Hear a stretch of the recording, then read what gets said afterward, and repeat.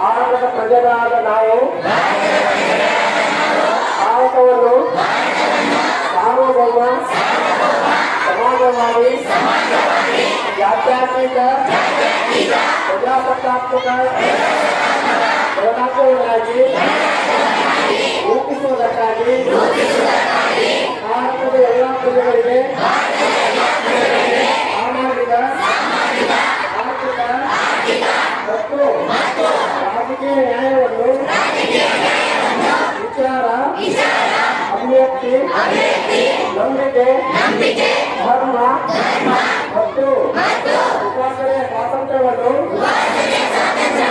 ಕಾಲಮಾನ ಮತ್ತು ಅವಕಾಶದ ಸಮಾನತೆಯನ್ನು ದೊರೆಯುವಂತೆ ಮಾಡುವುದಕ್ಕಾಗಿ ವ್ಯಕ್ತಿ ಗೌರವ ದೇಶದ ಏಕತೆ ಮತ್ತು ಸಮಗ್ರತೆಗಾಗಿ ಎಲ್ಲರಲ್ಲಿ ಭ್ರಾತೃತ್ವ ಭಾವನೆಯನ್ನು ಮೂಡಿಸುವುದಕ್ಕೆ ಸಂಕಲ್ಪ ಮಾಡಿ ನಮ್ಮ ಸಂವಿಧಾನ ಸಭೆಯಲ್ಲಿ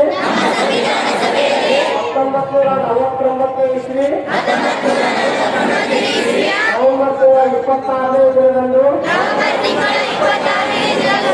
ಈ ಸಂವಿಧಾನವನ್ನು ನಮಗೆ ನಾವೇ ಅರ್ಪಿಸಿಕೊಂಡು ಅಂಗೀಕರಿಸಿ ಶಾಸನವಾಗಿ ತಿಳಿಸಿಕೊಂಡಿದ್ದೇವೆ. ಜೈ ಹಿಂದ್, ಜೈ ಕರ್ನಾಟಕ.